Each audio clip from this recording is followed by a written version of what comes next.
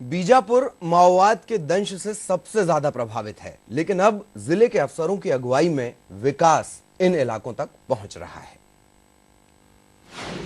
माओवादियों की मांद में विकास की लहर, लाल आतंक को मात देता बीजापुर। कलेक्टर और एसपी की मेहनत ला रही रंग। माओवादियों के गढ़ में पहुंचा ईटीवी।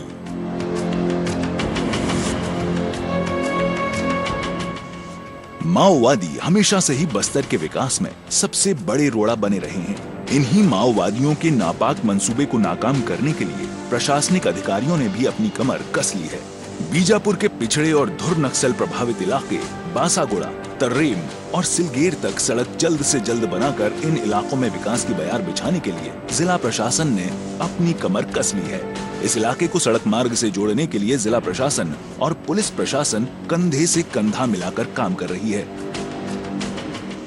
एसपी और बीजापुर कलेक्टर साथ ही सीआरपीएफ 168 के कमांडेंट सड़क निर्माण कार्य का जायजा लेने पहुंचे हैं और ये पूरा इलाका जो है यहाँ तक अब तक सड़क नहीं बन पाया है। आप देख सकते हैं बीजापुर एसपी कलेक्टर पैदल ही इस इलाके का दौरा कर रहे हैं। ये जो पूरा इलाका है, इस इलाके में माओवादी जगह जगह पर लैंडमाइंस बिछा कर रखे हैं। बावजूद इसके बीजापुर एसपी और कलेक्टर दोनों के गट्स को, हौसले को सलाम करना चाहिए कि इस इलाके में जो है वो खुद मैदान पर उतर कर सड़क निर्माण कार्य का जायजा ले रहे हैं। इसी इलाके को जिला मुख्यालय से जोड़ने के लिए 70 किलोमीटर की सड़क जगरगुंडा से बीजापुर तक बन रही है। आज से 1 साल पहले जब इस सड़क निर्माण का कार्य शुरू हुआ तो इस बात की खबर माओवादियों को भी लगी। माओवादियों ने इस सड़क का निर्माण कार्य बाधित करने के लिए तरह तरह के हथकंडे अपनाए। सारकेगुड़ा से लेकर तर्रेम तक मात्र 9 किलोमीटर में ही सैकड़ों गड्ढे खोदकर सड़क पे बने पुल पुलियों को तबाह कर डाला। आप मेरे पीछे एक गड्ढा देख सकते हैं जिसे कूद कर लांग कर पार करना भी मुश्किल है। इसे माओवादियों ने ही खोदा है कि किसी तरह इस इलाके तक सड़क निर्माण कार्य ना हो, इस इलाके का विकास रुक जाए। बीजापुर विकास के साथ कदम ताल करने को तैयार है, लेकिन माओवादी इसकी राह में अब भी रोड़ा बन रहे हैं। कई इलाकों में सड़कों को क्षतिग्रस्त कर दिया गया तो कई जगह विकास कार्य को रोकने के लिए बड़े बड़े गड्ढे खोद दिए हैं, जिसके बावजूद 47 किलोमीटर तक सड़क बनकर तैयार है और 29 किलोमीटर सड़क निर्माण का कार्य प्रगति पर है। सड़क सुरक्षा में हर रोज कई जवान लगते हैं, जिस दौरान माओवादियों ने कई बार जवानों को अपना निशाना भी बनाया। माओवादियों के लगाए लैंड माइंस में अब तक 14 जवान शहीद हो चुके हैं और 49 घायल हुए हैं। आए दिन इस इलाके में माओवादियों द्वारा लगाए गए बम बरामद होते हैं।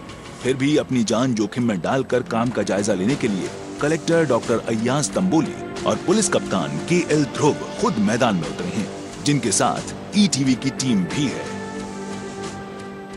इस बारे में अधिक बात करने के लिए हमारे साथ बीजापुर कलेक्टर डॉक्टर अय्याज तंबोली हैं। सर, बताएंगे आने की सबसे बड़ा वजह क्या है?